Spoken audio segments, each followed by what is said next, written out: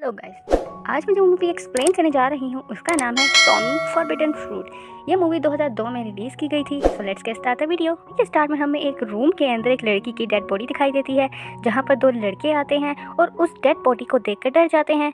इसके बाद scenes Tommy पर शिफ्ट होते हैं, जहाँ पर हमें 3 और लड़कियाँ भी दिखाई देती हैं कि टॉमी से अपना सारा काम करवाती थी। वो टॉमी को कहती हैं कि जाओ उनके लिए खाने को कुछ लेकर आओ, तो वो जाती है और उनके लिए खाने के लिए कुछ चीज़ें ले आती है। बाद वो लड़कियां सारा खाना टॉमी पर गिरा देती हैं और उनमें से एक लड़की ब्रेड निकालकर उसके सर पर रख देती है ताकि दूसरी लड़की उसका निशाना लगा सके। तीर गलती से टॉमी को लग जाता है और वो वहाँ नीचे गिर जाती है, जिसके बाद वो लड़कियां उसका मजाक उड़ाते हुए वहाँ से चली जाती हैं। इसके बाद सीन्स टॉमी पर शिफ्ट होते हैं, जो कि एक ज्वेलरी शॉप में थी, जहाँ पर उसको एक नेकलेस बहुत पसंद आ जाता है, मगर वो इतनी गरीब थी कि वो उस नेकलेस को नहीं खरीद सकती थी। इसीलिए वो वहाँ से जाने लगती है। वहाँ पर एक लड़की आती है और वो नेकलेस उठाकर टॉमी पर चेक करने लगती है, जो कि कहती है कि ये तो तुम पर बहुत सूट कर रहा है। और उसके बाद वो नेकलेस उसको देते हुए उसको शॉप से बाहर ले आती है और उससे उसका नाम पूछती है, जिस पर वो अपना नाम टॉमी बताती है। कहती है कि अच्छा, मेरा नाम भी टॉमी है, मगर मेरा नाम टॉमी कामाकामी है। उसके बाद वो उसकी ग्लासेस उतारते हुए बोलती है कि तुम इनके बिना ज़्यादा प्यारी लगती हो, ऐसा करो तुम आज से इसको पहनना छोड़ दो। उसके बाद वो घर आ जाती है और उसकी बातों के बारे में सोचने लगती है। अगली सुबह हम टॉमी को देखते हैं जो कि अपनी माँ की तस्वीर के आगे कैंडल जला रही थी, जिससे हमें पता चलता है कि उसकी माँ की डेथ हो चुकी है। उसके बाद उसके डैड आते हैं और वो दोनों मिलकर खाना खाने लगते हैं कि डैड और उसके बीच के रिलेशंस कुछ ठीक नहीं थे। और अगले दिन हम टॉमी को स्कूल जाता हुआ देखते हैं, जहाँ पर वही 3 लड़कियां उसे फिर से तंग करती हैं, मगर वो उनको इग्नोर करके घर वापस आ जाती है और अपने डैड से कहती है कि आज मेरी दोस्त आ रही है, तो इसीलिए आप घर से बाहर चले जाएं। जब उसके डैड घर से बाहर जा रहे होते हैं तो उसकी नज़र कावाकाबी पर पड़ती है, जिस पर वो बहुत हैरान होते हैं, मगर चुपचाप वहाँ से चले जाते हैं। उसके बाद कावाकाबी उसके रूम में आती है और उसके रूम को अच्छे से देखने लगती है, जिस पर टॉमी को लगता है कि उसको उसका रूम कुछ खास पसंद नहीं आया। उसके बाद वो टॉमी की डायरी पढ़ती है, जिसमें कुछ कविता लिखी थी जो कि उसको बहुत पसंद आती है। उसके बाद जब उनके डैड घर आते हैं तो वो उनके लिए केक लेकर आते हैं, जिस पे कावाकाबी उनको बोलती है कि तुमने शादी भी कर ली और तुम्हारी एक बेटी भी है, और ये कहकर वो वहाँ से चली जाती है। मगर उसके डैड को उसकी ये बात कुछ समझ नहीं आई। टॉमी अपने डैड से पूछती है कि आपने मेरी दोस्त को क्या कहा कि वो यहाँ से नाराज़ होकर चली गई, जिस पर उसके डैड बोलते हैं कि मैंने तो उसको ऐसा कुछ भी नहीं बोला, जिस पर वो अपने डैड से नाराज़ होकर वहाँ से चली जाती है। अब सीन्स अगले दिन के दिखाए जाते हैं, जिसमें हम टॉमी और कावाकाबी को पूरा शहर घूमते हुए देखते हैं। जिसके बाद कावाकाबी उससे पूछती है कि उसको मुझ में क्या अच्छा लगता है, जिस पर वो कहती है कि मुझे तुम पूरी की पूरी अच्छी लगती हो। जिसके बाद वो साथ में जीने मरने की कसमें खाती हैं। अब हमें अगली सुबह बर्फ़ की एक फैक्ट्री को दिखाया जाता है, जिस पर कि टॉमी के डैड काम करते थे। जब वो घर वापस आ रहे होते हैं तो रास्ते में उनको कामाकामी दिखाई देती है, जो कि उनको पार्क ले जाती है और बोलती है कि मैं वही कामाकामी हूँ जो कि 25 साल पहले मर गई थी, जिसको उसी के दोस्त ने मार डाला था। वही लड़की थी जिसकी लाश को हमने कहानी के शुरू में देखा था। इसके बाद हमें कुछ फ्लैशबैक दिखाए जाते हैं, जहां हम कामाकामी को उसके दोस्त के साथ देखते हैं और वहां साइड पर छुपकर टॉमी के डैड भी उनको देख रहे थे। टॉमी के डैड उसे जेलस होते हैं, मगर कामाकामी भी टॉमी के ही डैड को पसंद करती थी, मगर अपने दोस्त से डर की वजह से वो उन्हें कुछ नहीं बताती थी।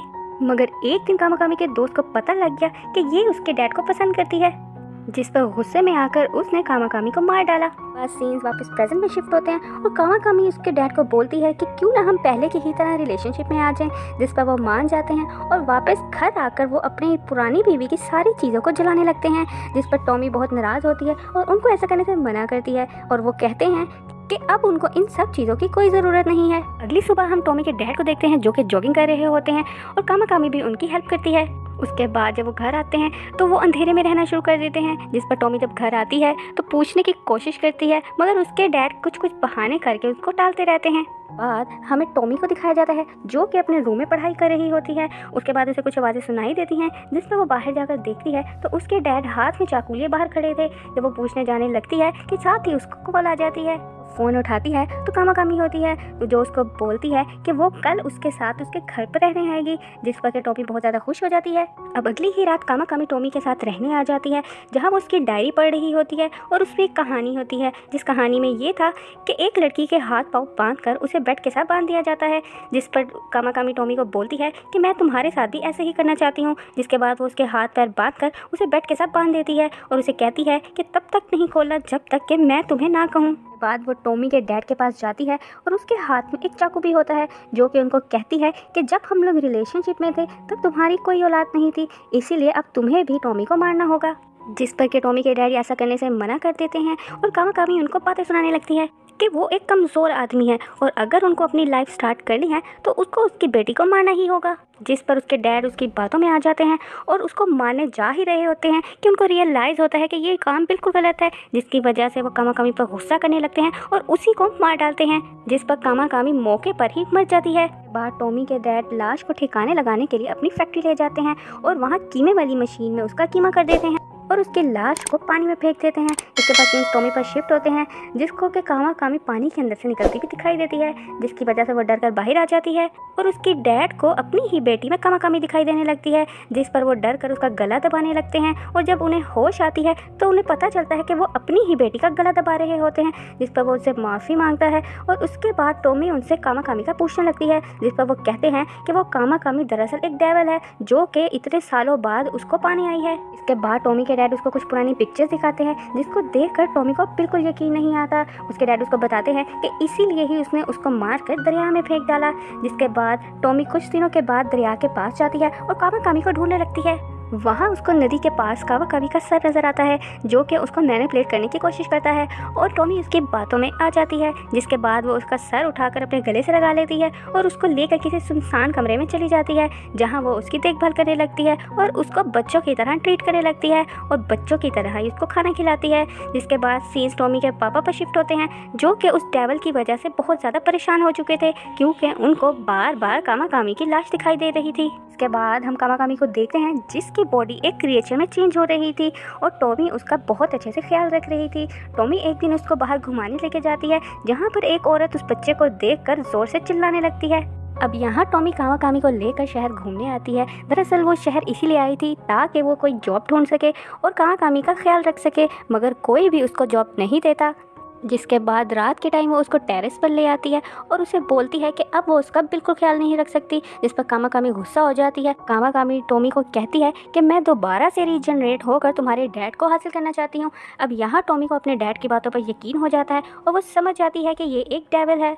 इतने में ही कामाकामी उसके बाजू पर काट देती है, जिसकी वजह से वो टॉमी के हाथ से छूटकर नीचे गिर जाती है।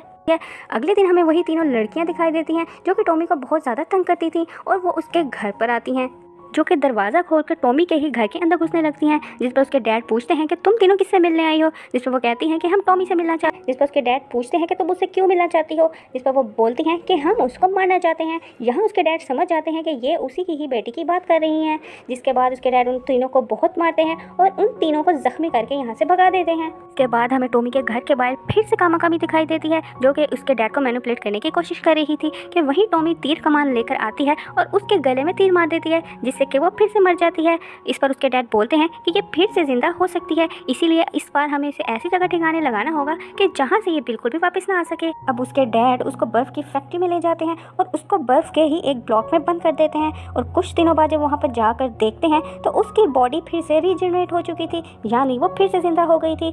वो उसके डैड को मैनिपुलेट करती है, जिससे उसके डैड उस बर्फ के ब्लॉक को तोड़ देते हैं और उसकी बातों में आ जाते हैं, जिस पर टॉमी अपने डैड को बोलती है कि ये एक डेविल है। जो सुनते ही कामाकामी गुस्सा हो जाती है और एक टूल लेकर टॉमी के पीछे पड़ जाती है। टॉमी उससे बचते हुए वहाँ से भागती है। अब भागते भागते टॉमी के हाथ में भी एक टूल लग जाता है और कामाकामी भी वहाँ पर पहुँच जाती है। टॉमी उस टूल से कामाकामी के सर पर हिट करती है और वहाँ से भाग जाती है। वो अपने डैड के पास जाती है और उन्हें वहाँ से जाने का कहती है, जहाँ पर कामाकामी भी पहुँच जाती है और उसको हुक्म देती है कि वो अपनी बेटी को मार डाले। टॉमी के डैड जो कि कामाकामी के कंट्रोल में थे, वो अपनी बेटी को पकड़कर एक फ्रीजर में बंद कर देते हैं। अगली सुबह जब वहाँ पर वर्कर आता है तो वो उस फ्रीजर को खोल कर देखता है तो वहाँ पर टॉमी मौजूद होती है, जो कि अभी तक जिंदा होती है। वो उसको लेकर अपने घर चला जाता है। वर्कर उसको बताता है कि किसी ने फ्रीजर का टेम्परेचर लो कर दिया था, जिसकी वजह से तुम फ्रीज नहीं हुई और तुम अभी तक जिंदा हो।